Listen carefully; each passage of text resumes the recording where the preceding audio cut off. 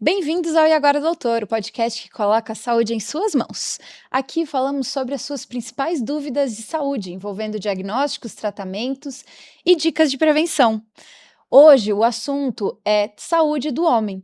Para isso, contamos com dois especialistas no assunto, o Dr. Carlos Voidelo, que é urologista, e o Dr. Felipe Valente, que é médico da família. Fique com a gente, inscreva-se no canal e fique ligado para não perder os próximos episódios. Antes de começarmos, vale lembrar que o Eco Medical Center é um centro médico localizado no bairro Água Verde, em Curitiba. Oferecemos um atendimento completo em saúde, com consultas, exames e procedimentos em um só lugar, de forma integrada, com qualidade, tecnologia e comodidade. No Eco, contamos com mais de 45 especialidades médicas e uma equipe de excelência, com mais de 450 profissionais da saúde. Se você quiser saber mais ou agendar sua consulta, siga o Eco nas redes sociais em @ecomedicalcenter, CWB, ou entre em contato pelo número que está aqui na tela.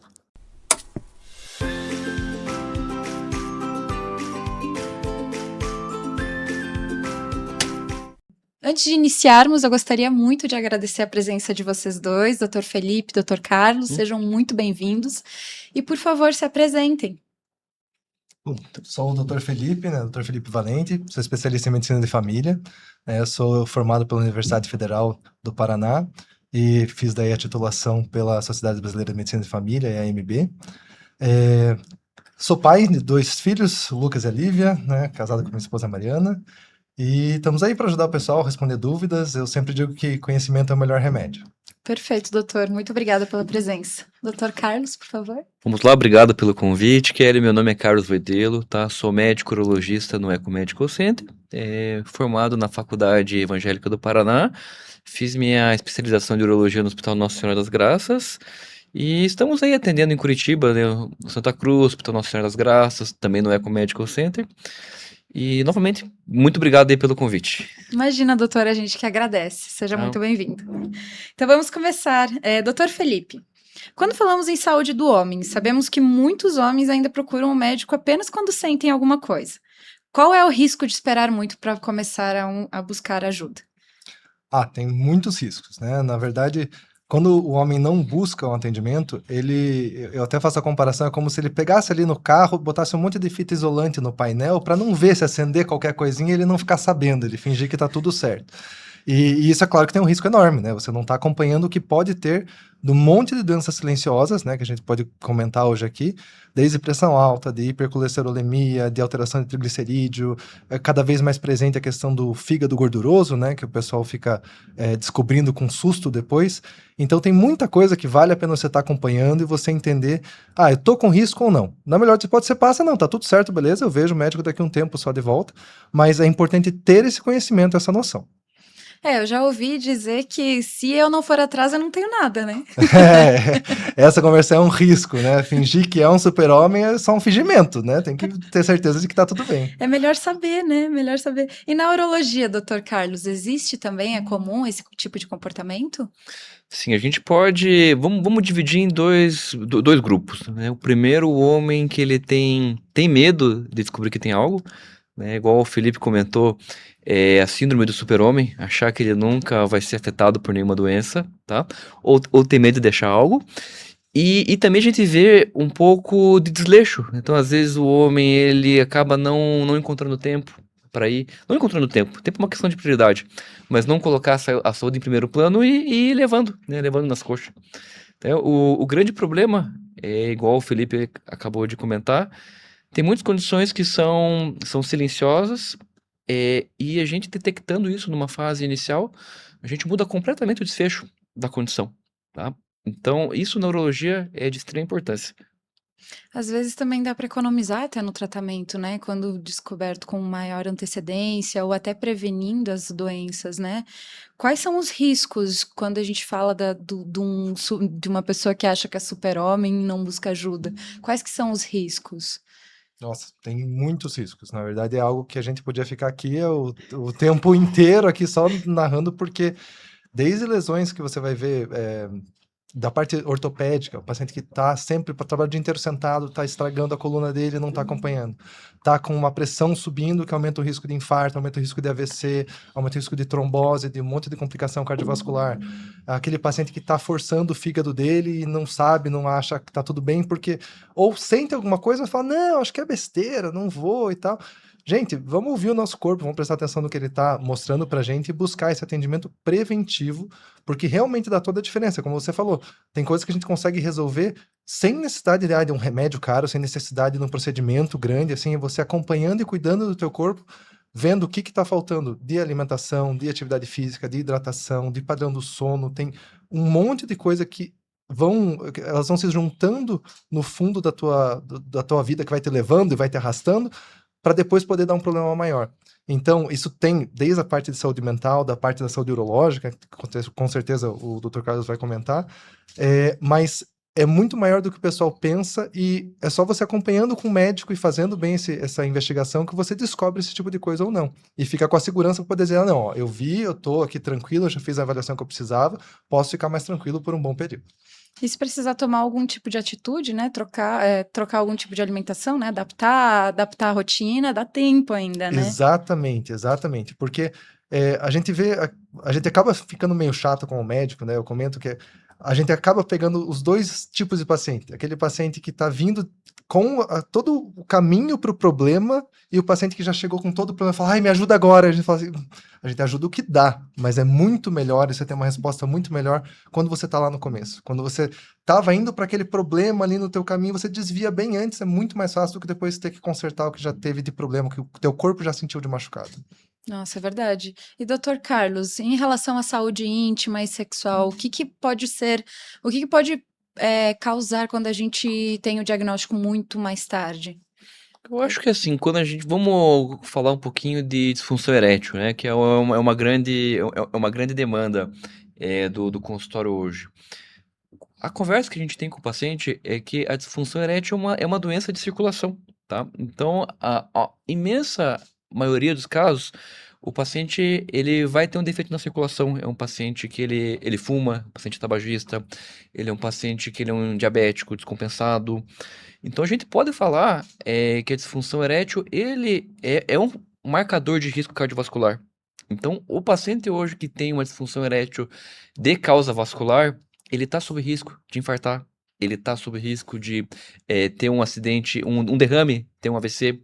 Então, é muito importante a gente cuidar com carinho desse paciente. E muitas vezes, eu como urologista, acaba sendo a porta de entrada desses pacientes. Então, às vezes, o primeiro profissional que ele procura sou eu. Então, a gente pode fazer esse diagnóstico, aí sim encaminhar ele para fazer um check-up completo, tá? Fazer esse paciente ter acesso a outros profissionais que vão conseguir ajudar ele a prevenir um derrame, a prevenir um infarto. Tá? Então acaba sendo bastante importante a nossa atuação nesse sentido. Nossa, bem bacana. Então, todo sintoma precisa ser investigado, né? Não pode simplesmente ignorar. Como esse sintoma que revela talvez um problema cardiovascular, né? Então, todo sintoma precisa ser identificado. Perfeito. Precisamos investigar, né, e não menosprezar o sintoma. Perfeito, perfeito. E, doutor Felipe, falando nesse check-up, quais são os exames e avaliações fundamentais? Ó, fundamental é ir para consulta. É a primeira coisa, assim, vá, sabe? Até aproveitando esse gancho aqui, só lembrando, eu vi esses dias um estudo bem interessante que homens casados vivem mais do que homens solteiros. E aí, por quê? Qual foi a conclusão? É porque o fato de ter um amor do lado. Uma das coisas principais é porque a mulher fica, vai, você tá com aquilo, vai se consultar e tal. Então, gente, não vamos ser bobo, isso é estatístico, isso tá observado já. Vamos buscar atendimento, vamos ver como é que tá o nosso organismo. E é importante a gente ver, assim, primeiro, individualizar. Então, não tem uma regra absoluta de, qual exame que tem que ser feito, não tem que ser feito. Por que aquele cara fez ou outro não fez? Porque depende muito do teu histórico, depende do tipo de padrão de risco que você tem. Se você é um paciente obeso ou não, qual a tua idade, qual é o teu histórico familiar, o que você trabalha no seu dia a dia. Se você trabalha o dia inteiro sentado, se você trabalha o dia inteiro carregando sacaria, por exemplo, é totalmente diferente o tipo de sobrecarga que você espera. E tem toda essa questão de do que é mais comum, do colesterol, do açúcar, isso 99% das vezes a gente vai ver e vai ter que pesquisar e vai estar dentro dessa investigação. Mas a gente vai ter que ver a pressão desse paciente como é que tá. Vamos ver como é que tá o batimento cardíaco dele. Vamos fazer essa análise clínica básica que sempre é importante e que hoje em dia o pessoal quer substituir tudo por exame só. Eles têm que ser sempre complementares, tem que ser visto com o resto, porque às vezes até olhando para o paciente você vê sinais no rosto que indicam que ele possa ter um colesterol mais elevado, e você tem que investigar isso com um pouquinho mais de profundidade, você tem que buscar alguns exames que não são de rotina para todo mundo, que nem imagino o Dr. Carlos vai comentar sobre a questão do PSA, que antes precisava ser muito cedo, depois foi ficando mais para tarde, porque além de tudo, essa questão dessa investigação envolve o emocional, então envolve o estresse. Então, a gente tem que também pensar naquilo do que vai ajudar a gente, vai direcionar a gente para um tratamento mais efetivo, aquilo que vai ser mais importante para o teu perfil de paciente, diferente daquilo que o paciente faz um monte de exame e fica perdido no meio, só vê que tem um monte de número que acha que está diferente e começa a ficar muito mais ansioso, dorme pior, né? Para chegar depois na outra consulta, pedir ajuda do médico e falar, não, isso aqui acontece por causa disso, isso, aquilo. Ai, tá, passei um mês sofrendo ali com palpitação e tal por causa do resultado. Então, o ideal é você fazer essa investigação com um acompanhamento individualizado para você. Perfeito. Eu até ia comentar que saúde mental acaba não aparecendo nos exames, né? E a outro ponto, né, que os homens têm tendência também a relevar, né, a vir quando a situação está muito mais complicada. Então, não é questão de fazer corpo mole para tudo, não é isso que a gente também está dizendo, tipo, qualquer coisinha vai ver, mas o que normalmente acontece é do pessoal exagerar para o outro lado. É exagerar para um ponto que não busca atendimento, que fica ali sofrendo, às vezes, está com insônia, está com uma queimação direto no estômago, não porque come, mas porque está nervoso e ansioso toda hora, está reagindo muito mais do que era o normal, então brigando muito mais fácil, sabe, gritando muito mais fácil, tá assim, naquele beira do ataque de nervos a todo momento, assim, e acha, não, é normal, é só eu precisar... Não é normal, gente. É legal investigar. E se for, pode ser que o médico vai te olhar e falar, não, normal, tranquilo, ó, esse tipo de coisa a gente vê, a gente reage de um jeito bem mais tranquilo, é detalhe só para você melhorar no teu dia a dia, mas é importante acompanhar, porque senão essas coisas vão se acumulando e mudam todo o funcionamento do teu organismo. Perfeito, por isso é importante a consulta, né? E até o comportamento do paciente que você comentou, a gente percebe também nos agendamentos lá. É muito mais mulher que faz agendamento, até para a família inteira, do que o próprio homem. E, doutor Carlos, você comentou que o urologista geralmente é a porta de entrada, né? Qual é o momento certo de buscar um urologista? Vamos lá, isso para todos os homens, tá? Paciente sem histórico familiar de câncer de próstata na família a partir dos 50 anos, tá? Independente de fator de risco. Já o paciente que tem um histórico na família, principalmente pai, irmão, a gente já aconselha a partir dos 45 anos, independente de sentir algo ou não. Ou caso o paciente tenha algum sintoma ali do trato urinário, um paciente ali do sistema genital masculino. Inclusive, atendemos mulheres também, então acaba sendo um mito, o urologista é o médico do homem. Não. Atendemos também infecção urinária, pedras nos rins, tá? Então, tumores. Então, é muito mais do que a saúde só do homem, né? Então, a gente acaba também atendendo muitas mulheres. Ah, é super interessante. E a mulher tem um ginecologista de confiança, né? Desde muito, muito cedo. Existe esse cenário também na urologia? Eu acho que não só na urologia, né? Toda relação médico-paciente, ela demanda uma confiança. Então, a partir do momento que o paciente confia em você, que ele sente-se acolhido, sente segurança, ele vai criar um vínculo contigo, tá? Então, Perfeito. Perfeito, perfeito, doutor. Tem alguns itens aqui, doutor Felipe, até você já comentou de algumas doenças silenciosas, como pressão arterial, colesterol, glicemia, triglicerídeos.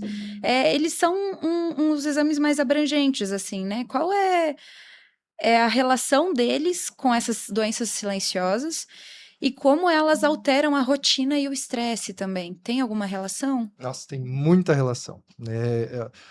O nosso corpo, ele funciona bem com um determinado ritmo. Então, a gente tem aqueles momentos que a gente acaba ficando mais ativo, resolvendo mais coisas, fazendo as coisas durante o dia, e o período que a gente tem que dar essa desacelerada, tem que diminuir um pouco mais o ritmo, dormir, né, idealmente com um bom horário de sono, com um sono que chegue a aprofundar também. Porque tudo isso muda como o nosso corpo vai produzir o corticoide endógeno, então assim, os hormônios do estresse naturais, assim, né, que não são só do estresse, mas que são produzidos automaticamente pelo corpo.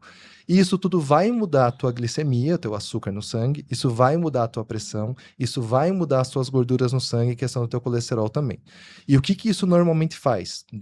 Deixando de um jeito mais simples, ele vai deixando o teu sangue mais grosso. Então vai ficando mais difícil para o teu sangue circular no teu organismo.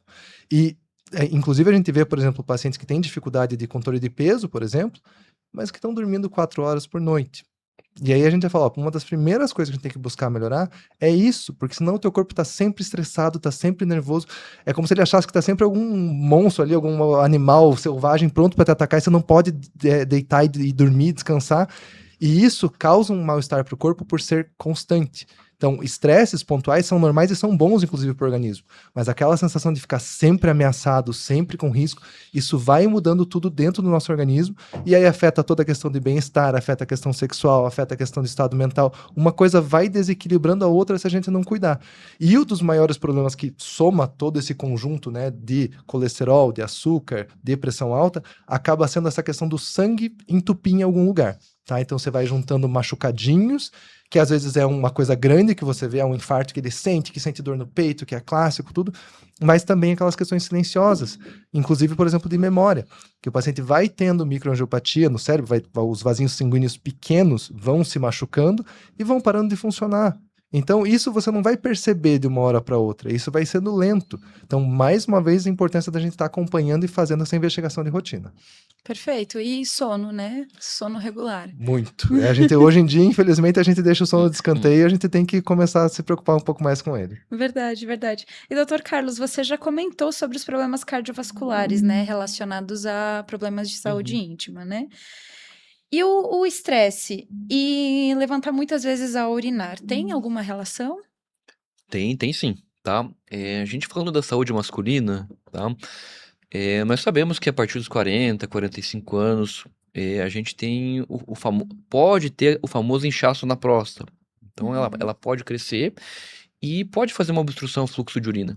Então, tem muitos homens que eles passam a acordar à noite 2, 3, 4 vezes, tá? E isso acaba prejudicando muito a qualidade do sono, tá? Eu costumo falar brincando, a gente só dá valor para algo quando perde. Então a gente só percebe que urinar é algo tão importante quando a gente tem alguma dificuldade miccional, quando a gente começa a acordar muita noite. E entrando ali no que o Dr. Felipe falou, a pessoa que ela não descansa, que ela acorda cansada, o ritmo dela já é diferente. Então ela se irrita mais. É, falando, pensando também, um tema muito, muito atual é a testosterona. A gente sabe que você pode ter um déficit de testosterona por dormir mal, tá? Por ser sedentário, por estar acima do peso. Então, às vezes, pegando um paciente ali com um déficit hormonal, um déficit de testosterona, às vezes você regulando esses fatores, o paciente dormindo melhor, ele perdendo peso, ele conseguindo se exercitar, ele consegue de uma forma natural melhorar isso e acaba criando um circuito de autoalimentação, tá? Porque ele faz exercício, ele perde peso. Então, como ele se exercita, ele vai dormir melhor. Então, como ele dorme melhor, ele vai acordar menos cansado. Então, isso vai fazendo uma cascata positiva. Então, tem plena relação. Perfeito, perfeito. Se eu puder aproveitar o Claro. gancho até, eu acho que é legal, acho que você vai querer até reforçar que esse inchaço na próstata tem alguma coisa a ver com câncer de próstata ou não? O pessoal tem muito medo disso. Posso falar já sobre Com isso? certeza. Então, vamos lá. Então, são duas condições totalmente distintas, tá? Mas sim, elas podem coexistir, tá? Falando assim de uma maneira bem simples, são doenças diferentes que geralmente acometem porções diferentes da próstata, tá? Então, a hiperplasia prostática, o famoso inchaço na próstata, ele costuma ocorrer numa região mais central da próstata, tá? Falo brincando que o urologista é como se fosse um encanador. Então, a próstata cresce, o canal urinário passa por dentro, então você tá com o cano entupido. Então você vai acabar urinando mal, tá? Já o câncer de próstata, ele tá numa região mais periférica da próstata. Então tá um pouquinho mais distante do centro. Então, habitualmente, é uma condição que não dá sintomas. tá? E como ele está numa região mais periférica, ele fica mais próximo do reto. Então a gente às vezes consegue palpar esse câncer de próstata. Conseguimos palpar uma alteração de consistência, um nódulo, tá? Então, apesar do mito da próstata, gosto de reforçar que são condições distintas, tá? Mas não excludentes. Então, tem pacientes que acabam tendo as duas em conjunto. Perfeito, perfeito. E quais são os exames relacionados ao câncer de próstata e outras doenças relacionadas? Então, pensando no câncer de próstata, tá? A gente hoje, como método de triagem, como método inicial, nós temos o PSA, tá? Que ele é um exame de sangue, tá? E temos o toque retal, tá? São métodos que se complementam, então não são excludentes. Ah, eu só faço PSA, posso pular o toque? Na maior parte dos casos, não, tá? Mas caso, igual o Dr. Felipe comentou, tudo é individualizado, né? Tudo é conforme queixa do paciente, tudo conforme resultado de laboratório, tá? Temos também hoje disponível, pensando em câncer de próstata, temos uma ressonância que mudou muito o nosso diagnóstico, melhorou muito a qualidade da nossa biópsia, tá? Como check-up também urológico, um exame de urina para ver se tem um sangramento microscópico, para ver se tem um quadro de infecção. Fazemos também a avaliação da função renal, hemograma, e um exame que ele acaba abrangendo mais órgãos, o ultrassom de abdômen, tá? Que às vezes com um simples ultrassom você acaba descobrindo uma pedra na vesícula, é, igual o Dr. Felipe comentou, uma gordura no fígado, tá? Alguns casos, infelizmente, até alguns cânceres. Então, é um exame que a gente solicita ele de forma rotineira, né, como check-up, mas também que ajuda outros colegas a descobrir e tratar outras condições. Muito bom, por isso a importância da consulta, né, que vocês mencionaram e do acompanhamento médico especializado, que possa acompanhar esse andamento do paciente, né. E agora, vocês querem complementar com mais alguma pergunta? Eu acho que eu queria aproveitar, já que a gente estava nesse tema só, que acaba sendo da minha prática, assim como, né, a gente acaba trocando pacientes desse jeito, porque chegam para mim com algumas outras queixas e eu falo, não, isso tem a ver com o urologista, vamos para lá, chegam nele com uma queixa urológica, tem a ver com o quadro mais geral. Gente, pelo menos aqui no nosso serviço, você pode ter certeza que o que o médico quer é o melhor para você. Então, eu já tive vários pacientes que chegavam assim, doutor, mas não me encaminha para o urologista que eu não quero dedada. Gente, não é uma questão de ninguém vai te forçar, não vai ser nada assim agressivo, não é nada. O ideal que a gente quer é não só dessa parte total, da questão da pressão, dos exames de sangue, de tudo isso, mas também da parte urológica, saber se está tudo bem, com o mínimo de incômodo para o paciente. Hoje em dia a gente busca todas as maneiras para se ter uma segurança e você não vai forçar o paciente, mesmo no exame de sangue, mesmo no exame de imagem, tudo que o paciente fique muito desconfortável, nunca vai ser esse o objetivo. Vai ser assim, ter aquela atitude personalizada para você ter a tua melhor resposta, a melhor segurança e o melhor diagnóstico. A gente saber o que a gente está lidando e como fazer. E se for muito necessário, o médico vai te orientar o que é necessário, o que é importante, o que tem de vantagem da questão do toque retal, que hoje em dia cada vez mais a gente fala, gente, não precisa ter vergonha ou ter esse preconceito que todo mundo tem, e não vai ser uma questão que vai ser obrigada, e não deixe que isso impeça você de consultar com o urologista. Não deixe que isso impeça você de buscar um atendimento por alguma questão que você, às vezes está com vergonha, tudo. O esperto é você entender o que está acontecendo com o teu organismo e buscar resolver. Perfeito, perfeito. Até é para viver mais, né? Com certeza. Basicamente é para ajudar a pessoa a viver mais. Agora a gente tem perguntas de alguns seguidores que chegam nas nossas redes sociais. Então, doutor Felipe, sou um homem jovem e saudável. Eu realmente preciso fazer um check-up se estou me sentindo bem? Sim. Com certeza. Tá, a gente podia parar dando um sim praticamente, mas assim, como a gente comentou antes, veja o resto que você pode estar se encaminhando de problema junto com o teu médico para você desviar, para você não chegar naquela complicação depois. Então, tem muitas vantagens, tanto como a gente falou dessa parte cardiovascular, que é enorme, super importante, como a gente vê desde a adolescência, que hoje em dia é mais comum, de começar um padrão de sono horrível, e daí o paciente vem assim, doutor, eu quero ver uma vitamina porque minha memória não está muito boa. Assim, ó, a gente pode ver e vamos investigar se tem alguma coisa faltando, tudo, mas estando dormindo mal, uma das primeiras coisas que a gente vai querer buscar para ajustar, para melhorar, porque isso dá muita diferença. Ah, eu tenho uma dor toda hora aqui, assim, às vezes na perna, não sei o quê. Tá fazendo exercício físico? Não. Vamos ver se a gente vai fazer, vamos buscar esse tipo de coisa. Porque é nessa pegada que a gente evita essas complicações maiores. Então, desde hérnia de disco, desde a questão que a gente falou do infarto, desde sobrecarga em joelhos, em articulações, tudo. Isso a gente, por ser silencioso, por ser gradual, é aí na consulta de rotina que você vai identificar. É aí que você vai chegar com o médico, ele vai ver assim, ó, não, o teu padrão de risco é mais esse. Ah, não, é mais aquele. Como é que na tua família a questão de câncer? Tem muita gente com câncer que vai buscar daquele tipo e vamos triar melhor.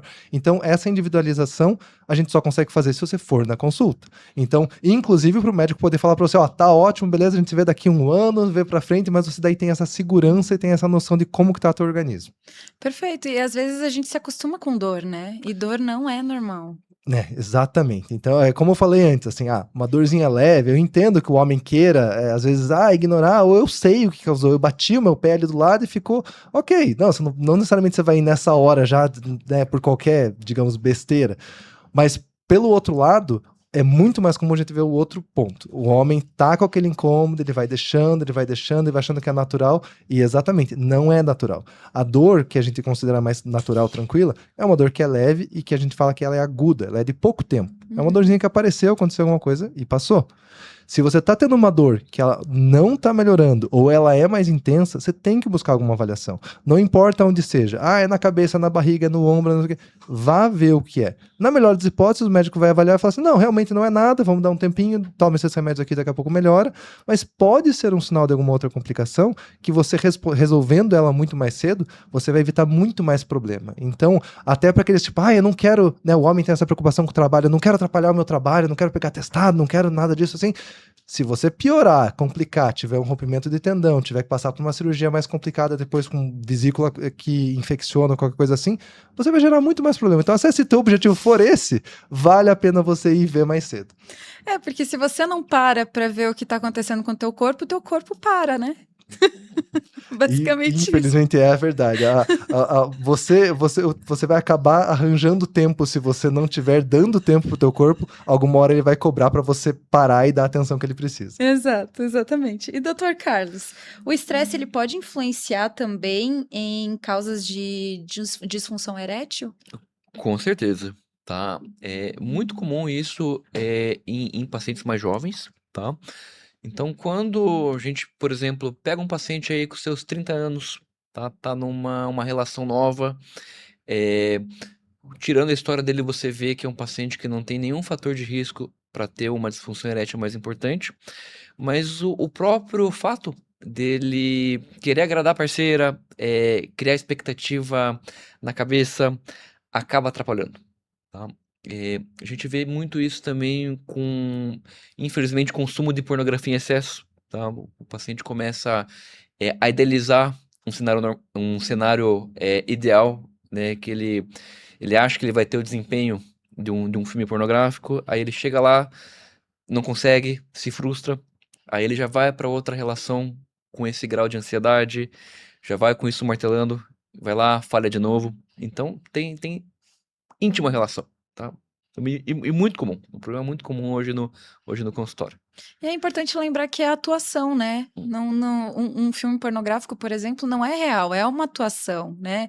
Existe, assim como o nosso podcast, existe ensaio, existe roteiro, existe cortes, então tem toda essa situação que também deve ser levada em consideração, né? Com certeza, né? A pessoa que consome pornografia não vai querer ver um filme de 2 minutos, né? Então, Exato, exato. E aproveitando que a gente está falando de estresse, quais são os sintomas mais comuns? Essa eu faço uma pergunta aberta. Quais são os sintomas mais comuns para você perceber que está ansioso, que está com estresse?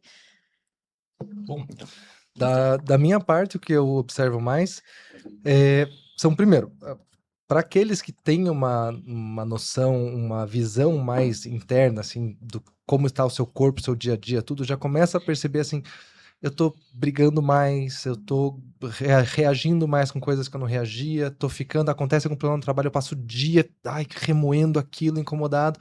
Então isso já é uma das coisas que a gente percebe. A segunda, que eu comentei há pouco tempo, a questão da memória, da atenção, do foco. Você fala assim, eu já não tô normal, eu tô irritado e eu não consigo me concentrar naquilo que eu me concentrava antes, a minha memória tá falhando muito rápido, tá muito difícil de guardar as informações. E também essas questões físicas, em especial a parte do sono que a gente comentou, e às vezes assim, não, você sempre teve um sono bom, sempre foi dormir ali perto das suas 8 horas por noite, tranquilo, agora você não consegue, você deita e você não dorme. Ou você dorme, começa dormindo bem, mas você fica acordando no meio da noite. Ou você tem a insônia terminal, que assim, você acorda muito mais cedo do que precisava e não dorme de volta e fica daí acordado pro resto do dia. Opa, isso não é normal. Isso normalmente está ligado com uma sobrecarga. Segundo ponto, a parte alimentar, tanto para mais como para menos, tá? Então, o paciente está comendo muito mais e compensando pelo nervosismo, ou ao contrário, estou começando a perder peso porque, não estou com fome, não estou bem. Tipo, é um chamado, é um outro sinal para a gente acompanhar. E inclusive, aproveitando o gancho, a questão do sono também pode ser para outro lado. Pode ser, passo o dia sonolento, passo mal e tal. A gente tem que investigar com exames, tem que ter certeza que não esteja faltando alguma outra coisa metabólica mesmo, mas é comum que esteja ligado com o estresse. Aí o paciente pode apresentar tremores, as fasciculações, aqueles tremorzinhos perto do olho, por exemplo, que fica o músculo ali tremendo. É uma coisa super comum de acontecer com estresse, com sobrecarga, com um processo que vai gerando muita ansiedade no corpo. A queimação direto no estômago pode ser da alimentação, pode ser mais pelo estresse, por esse desgaste. Queda de cabelo, né, fora do comum, unha muito fácil de quebrar. Tudo isso pode ter ligação com o estresse. Mas cada uma dessas coisas isoladamente não faz o diagnóstico, mas esse conjunto chama bastante atenção pra gente. E mais ainda, os pontos que, assim, com certeza você tem que agendar o quanto antes da tua consulta, é se tá tudo chato, tá tudo ruim.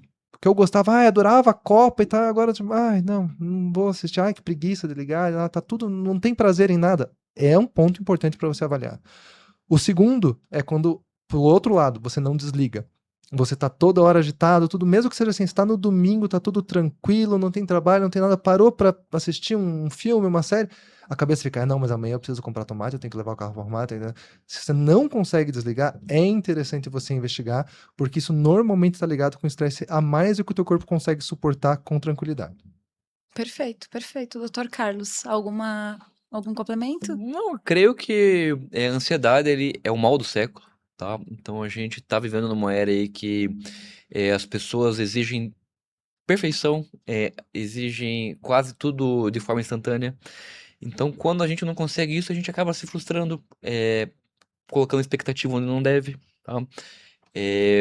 Ficando cansado, eu acho que um sinal de ansiedade é a pessoa que ela cansa muito fácil, aquele fadigado mais crônico.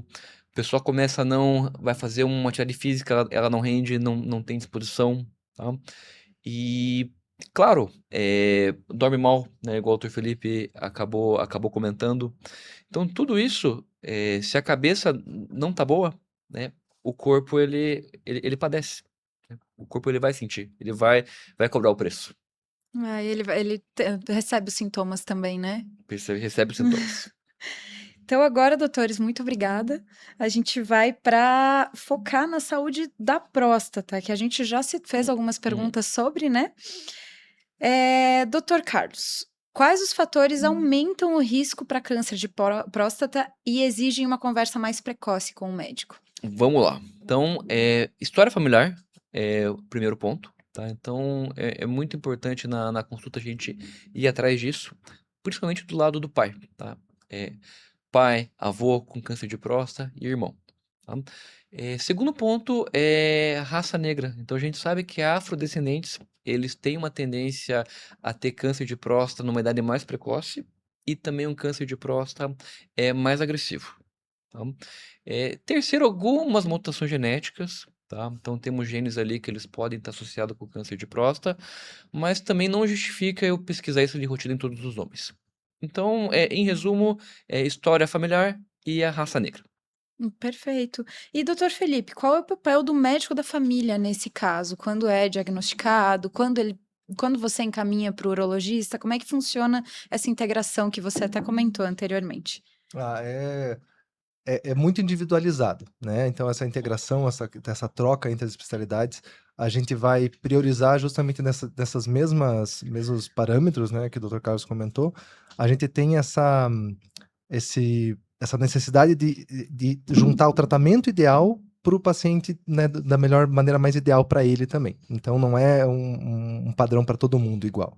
E nesse sentido, a hora que a gente faz essa avaliação clínica toda do paciente, às vezes não era a queixa principal, mas ele fala no final da consulta, ou a esposa comenta, ai, comenta de tal problema, ele tá levantando muito à noite a urinar, fala, opa, isso tem muitas coisas que tem para ver.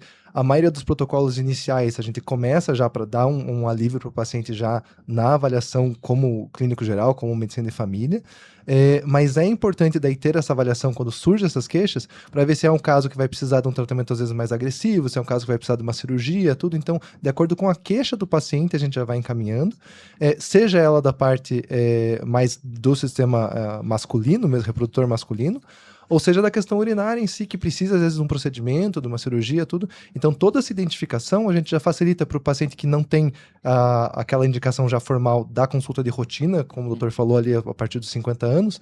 Antes disso, já começou a ir mais no banheiro, já é diferente, já é estranho, pode ter alguma alteração. Um paciente que tem infecção de urinária de repetição, tem que investigar o que está acontecendo. Tem uma dor, uma pedra no rim que está complicando. Então tem vários outros pontos que a gente vai investigando nesse quadro geral, que vai fazer parte dessa investigação como um todo, e vai encaminhar esse paciente o quanto antes, de acordo com a necessidade dele. Mas sempre priorizando para que o paciente chegue no tratamento que é para ele, nas consultas e avaliações que são para ele. Perfeito, perfeito, doutor.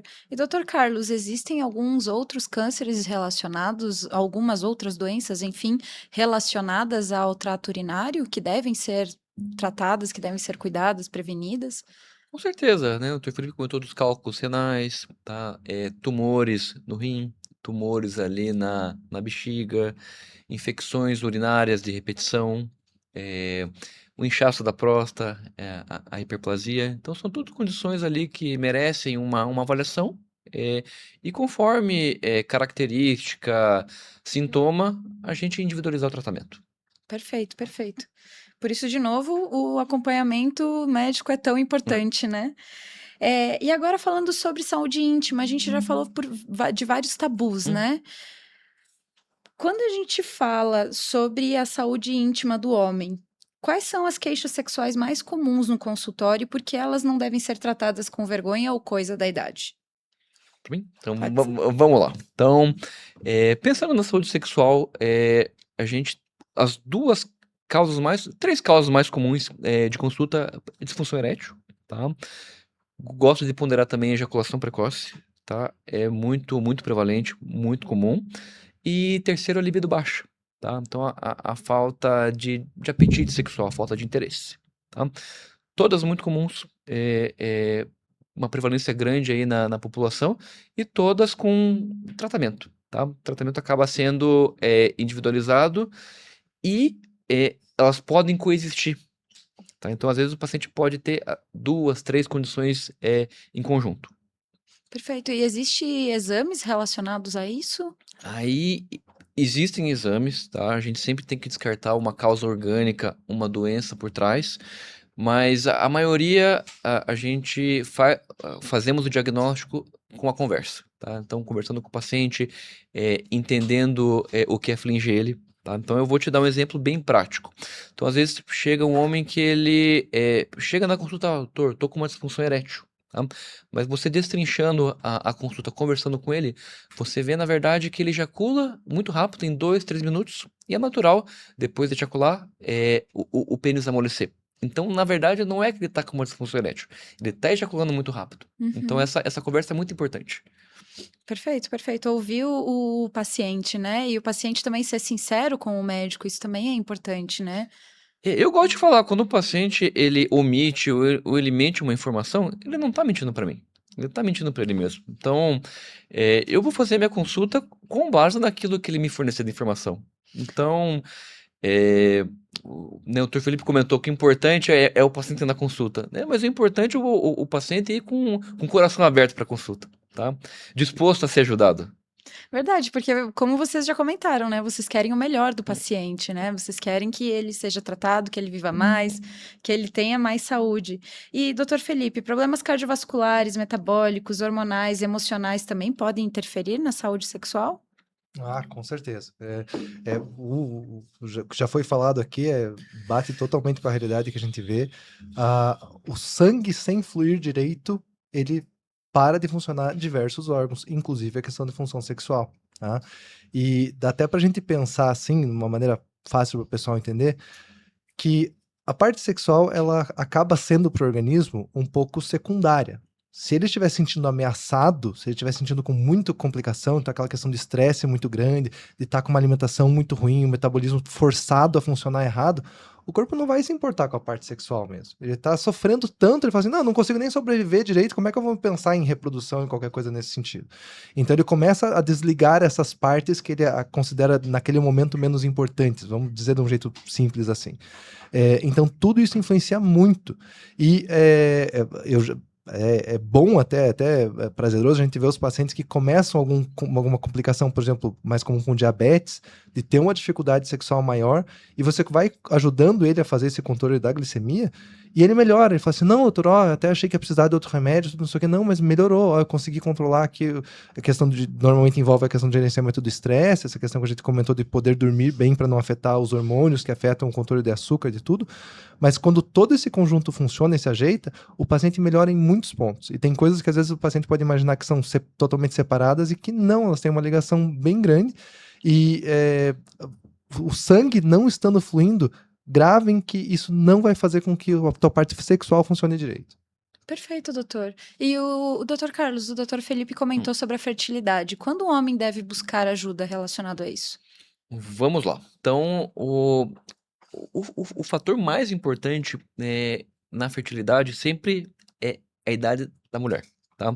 Então a gente divide em dois cenários: a mulher acima de 35 anos e a mulher abaixo, tá? Então, primeiro ponto, para você caracterizar a infertilidade na mulher abaixo de 35 anos, são um ano tendo relações sexuais frequentes, tá? Não adianta ter uma relação por ano e falar que, não, que é infértil por não conseguir engravidar, tá? Então, um ano de tentativas sem método contraceptivo, na mulher abaixo de 35 anos. Na mulher acima de 35 anos, a gente passa para 6 meses, tá? Lembrando que quando a gente fala de fertilidade, é uma doença do casal. Então, ambos precisam ser investigados. Perfeita colocação. E, doutor Felipe, quando a gente fala sobre ST, qual é a frequência de monitoramento? Existem exames? Existem. É importante ter várias noções, né? Nem todas as ISTs têm uma triagem fácil, por exame de sangue, da mesma maneira, tá? Por isso que toda a questão que a gente falou do exame clínico, do exame físico, tudo isso importa bastante, o tipo de queixa que o paciente vai trazer ou não. Mas tem, em especial, a gente pensando ali, HIV, sífilis, hepatites, essas a gente tem marcadores bem diretos no sangue, bem fáceis de a gente pedir, que são interessantes no paciente que teve algum comportamento de risco, algo diferente do normal, que teve qualquer situação que a gente veja, seja nos exames ou que ele mesmo tenha percebido que está diferente, seja perda de peso, seja uma dor diferente, uma frequência maior de doenças infecciosas. Tudo isso é importante ser triado, mas em especial aquele paciente que está em risco. Porque são doenças que, por mais que a gente tenha todo esse tabu, toda essa dificuldade de conversar, você pode estar transmitindo elas, inclusive, e você não estar sabendo, sabe? E não precisa, não é porque, às vezes o paciente, né, de acordo com o que ele teve nas aulas lá antigas, na escola sobre saúde sexual, ele acha, não, deve ser alguém, tem aquela pessoa malvada que passa as doenças, e às vezes não, a pessoa pode ter sido azarada na primeira relação dela antes, ter tido contato com o MST, ter desenvolvido ela aos poucos e tá retransmitindo ela depois e achando que não é culpa dela, que não tá acontecendo nada. Não é por mal que necessariamente isso vai acontecer. Então, se você pega uma doença, por exemplo, como a sífilis, ela gera uma lesão que depois some. E não é que sumiu e não a doença sumiu em si. A lesão sumiu, mas a doença ainda está presente no sangue. E ela ainda pode estar se transmitindo, ainda pode complicar depois com sífilis secundária, sífilis terciária. E isso você tem que estar triando e acompanhando. Então, aqui entra mais ainda aquela questão de tipo, busque atendimento. Não ache que qualquer coisa é besteira. Você teve alguma coisa que ficou diferente na tua região genital? Tem que ser investigado. Mesmo, pode ser alguma besteira, alguma coisinha simples ali, que foi uma infecçãozinha oportunista, pequena.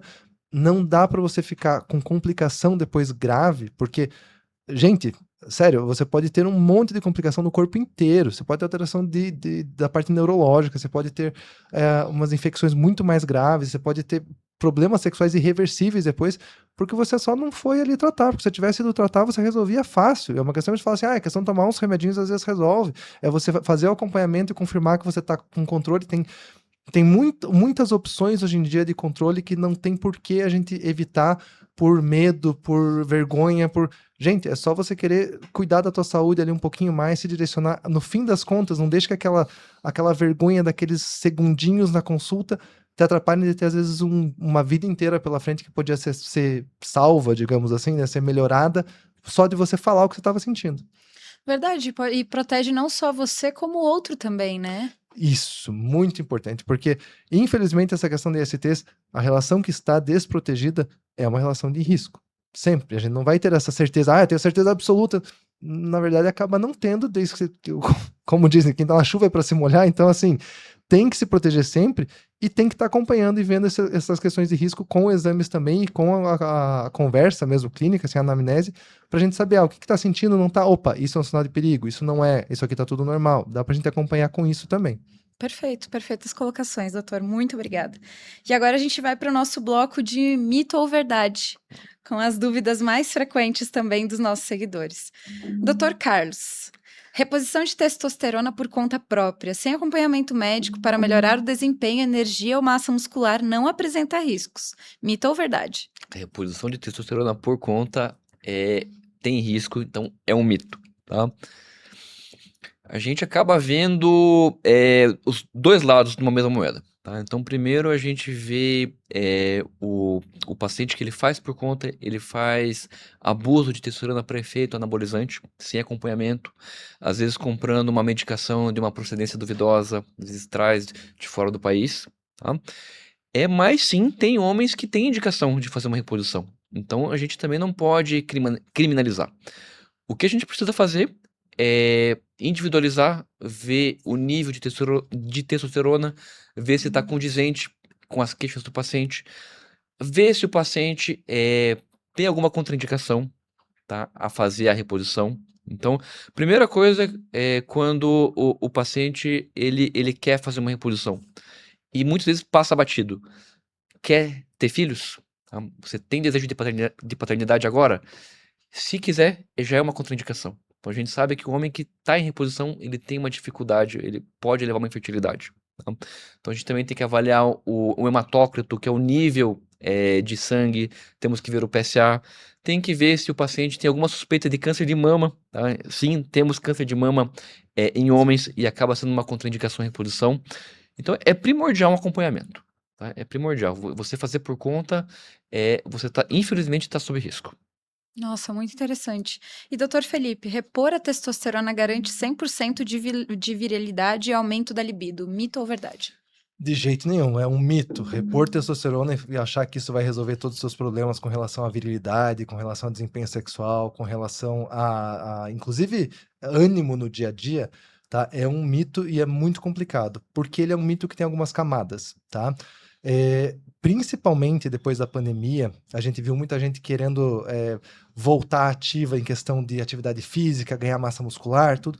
E, gente, se você usa testosterona por conta, né, exógena, assim, sem indicação, é verdade que vai ter uma alteração da tua massa muscular. É verdade que você vai sentir um pouco mais de disposição, é verdade que você vai sentir um pouco mais de vontade sexual.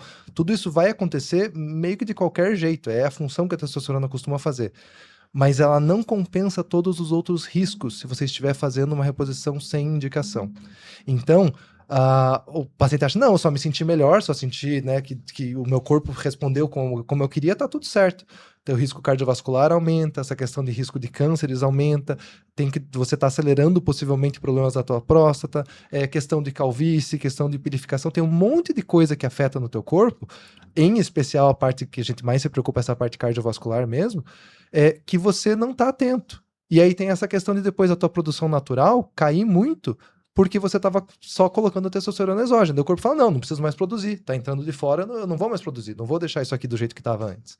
Então você gera muitos outros problemas, e é importante que a gente sempre avalia essa questão da testosterona como um todo, porque se existem pacientes que precisam, tá, que é necessário que façam a reposição de testosterona, eles são a minoria da população.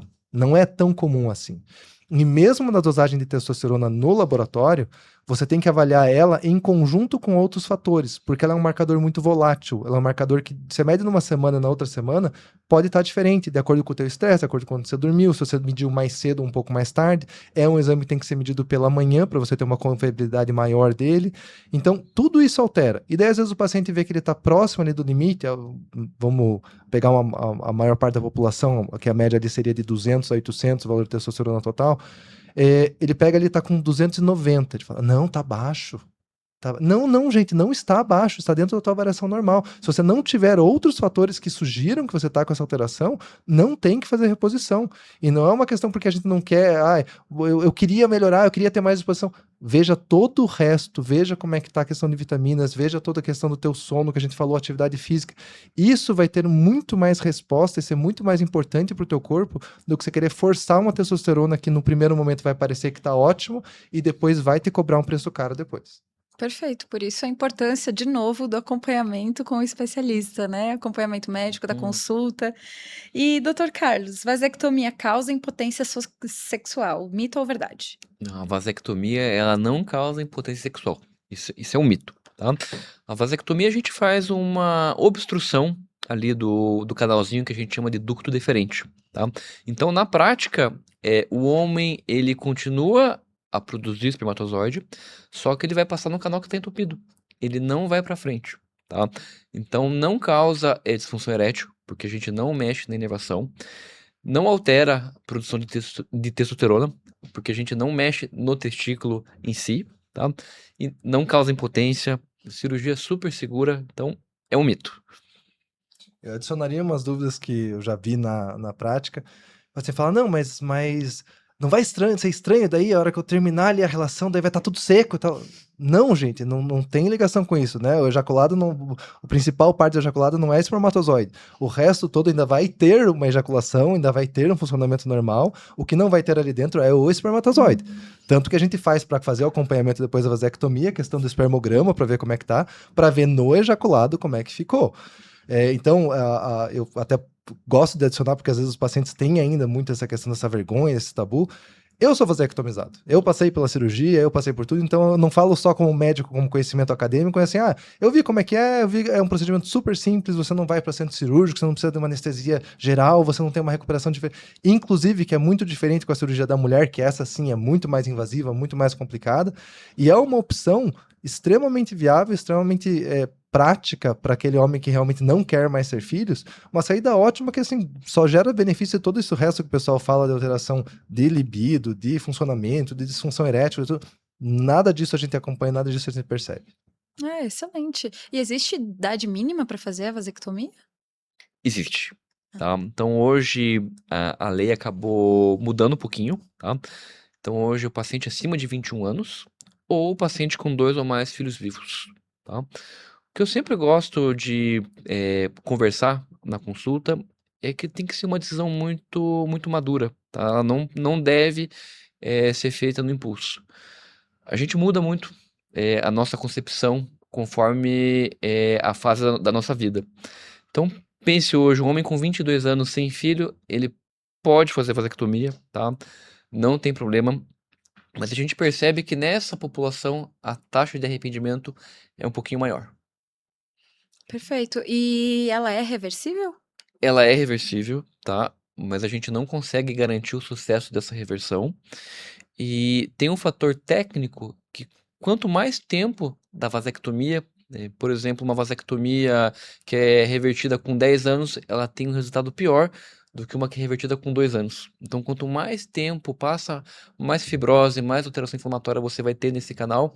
Então, menor a patência, ou seja, menor o sucesso da reversão de vasectomia. Excelente. Obrigada, doutores.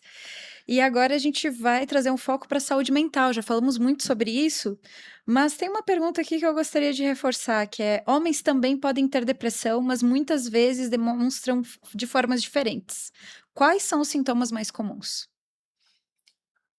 A gente vê esse começo, principalmente, do quadro mais depressivo, o homem tentando ser forte. É bem comum da gente ver isso, tipo, não, eu acho que não é nada, eu acho que é tranquilo. Sendo que aos poucos você já vê que o desempenho dele no trabalho tá pior. O tempo dele de qualidade em casa para curtir os filhos, a família, tudo tá pior. Tá tudo começando aos poucos a ruir devagarzinho e ele tenta falar: "Não, acho que tá tudo certo, tá tudo bem e tal", porque tem essa vontade de querer estar bem, mas é importante a gente estar notando, tanto na nossa mente como no nosso corpo, como que eles estão reagindo, que sinais que eles estão dando. Porque não é uma questão de fraqueza, não é uma questão de escolha, não é uma questão, né, tanto a depressão como a ansiedade, elas não são uma questão de tipo, pare, né, você tá se preocupando, é só você não se preocupar, não existe isso. É uma questão que vem automática. Eu faço uma comparação com os pacientes, é como se eu falasse assim, não se assuste, e eu dou um grito de repente. O que acontece? Automaticamente o teu corpo reage, automaticamente às vezes teus pelos se levantam, teu coração acelera, tudo. Não é uma questão de você escolher ou não. Então, é muito próximo disso a questão da depressão e da ansiedade. São coisas que o corpo vai gerenciando sozinho, eles vão automaticamente, normalmente com desgaste ao longo do tempo, com sobrecargas, ele já vai entrando num funcionamento que não é o natural.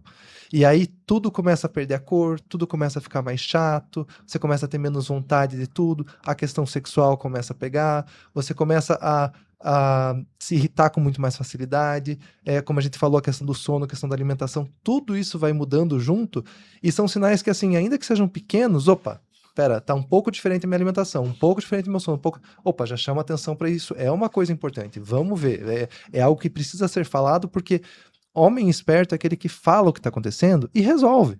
E daí, se precisar de um remédio, usa um remédio. Se precisar de um psicólogo, vai no psicólogo. De acordo com né, essa avaliação individual do paciente, você buscar resolver o que está te incomodando e não fingir que não tem nada acontecendo.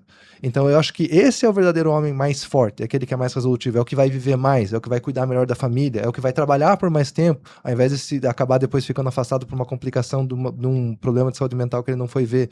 Então, quanto mais a gente levar a sério, a gente trazer isso mais pro comum, pro assim, é normal a gente poder sentir isso e ver se isso é normal ou não, e um médico te ajuda a definir se é tristeza só, ou se é depressão, se é só uma irritabilidade ou se é uma ansiedade mesmo, aí você vai conseguir ter um melhor caminho pra tua vida.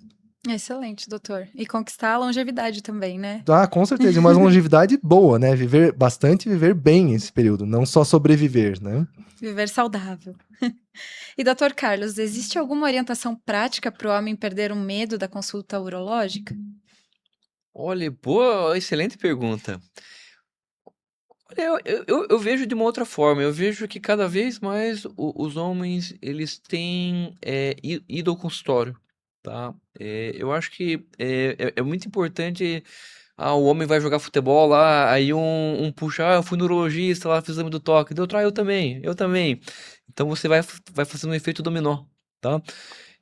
Eu acho que a gente tem que pensar, a gente tem que ser menos reativo, tá? Igual foi muito falado hoje, tá? Então a gente ter essa cultura da prevenção, tá? Uma analogia simples, mas é igual revisão de carro, tá? Todo mundo revisa o carro, tá?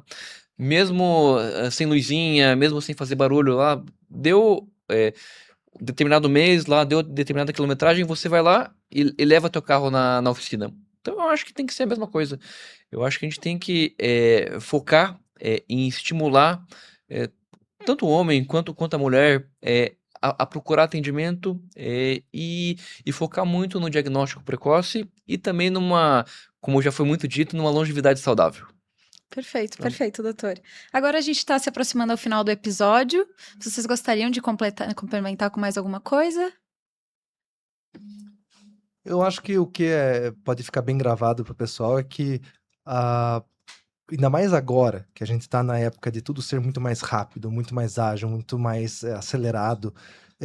Hoje em dia, na Eco, a gente faz esse trabalho muito. Eu fico feliz com toda a equipe, a gente faz esse trabalho muito bem, porque às vezes o paciente passa comigo, tem indicação de fazer um eletro, tem indicação de fazer um ultrassom do abdômen total, tem uma indicação de fazer um exame de sangue, e ele consegue agendar tudo pro mesmo dia. Então ele consegue não precisar, putz, eu vou na terça-feira coletar o sangue, na quarta eu vou fazer não sei o quê. Ele consegue ser gerenciado para isso ficar muito mais prático. Então até isso não é mais desculpa do que o pessoal tinha antes de, eu não consigo porque eu tenho que ficar... Gente, a gente facilita hoje em dia o máximo que tem, que a gente sabe que o dia a dia é acelerado, é corrida, é difícil, tá todo mundo muito mais acelerado no dia a dia hoje em dia. E a gente tem essa praticidade muito mais disponível para vocês aqui, para a gente conseguir chegar nesse cuidado que você precisa e poder ficar depois um bom tempo sem se preocupar e sabendo que está com tudo em ordem. Perfeito. E no Eco Medical Center a gente trabalha com isso mesmo, né? Integrar as consultas, exames para que todo mundo consiga cuidar da saúde de uma forma integral, no mesmo dia, no mesmo lugar, evitando transporte, evitando essa correria. Então, já é mais prático mesmo, né? E, Dr. Carlos, qual mensagem você deixaria para quebrar definitivamente o tabu sobre saúde íntima, próstata, sexualidade e prevenção? Eu queria primeiro agradecer ali o convite participar do podcast. A mensagem final eu acho que a gente tem que perder o preconceito, porque se a gente pegar um recorte de 15, 20 anos, a gente teve vários avanços, tá? Não só na urologia, mas na medicina como um todo, tá? Então vamos exemplificar. O pessoal tem muito medo do câncer da próstata, tem aquele tabu, vou perder urina, vou ficar impotente. Então hoje, pensando em câncer de próstata, a gente tem várias linhas de tratamento, tá? Então a gente tem desde a cirurgia, tem radioterapia, tem medicação via oral para casos bem selecionados e, por incrível que pareça, tem alguns pacientes que a gente só acompanha, tá? Então é muito importante a gente focar no diagnóstico precoce, tá? Justamente para evitar um tratamento mais invasivo no futuro, tá? Então acaba fazendo toda a diferença. No eco, a gente está ali para acolher, tá? Então, para fazer uma avaliação, igual foi dito aqui, encaminhar o paciente para outras especialidades se tiver necessidade, facilitar a questão de agendamento, facilitar a questão de coleta de exames laboratoriais, realização de exames de imagem. Então, a gente tem perdido um pouco desse preconceito e vamos nessa toada, vamos manter dessa forma. Perfeito. Se eu puder adicionar, isso é medicina de verdade, tá, gente? Porque se por um lado tem toda a gama de opções de tratamento mirabolantes que a gente vê na internet e tal, medicina de verdade foca no bem do paciente.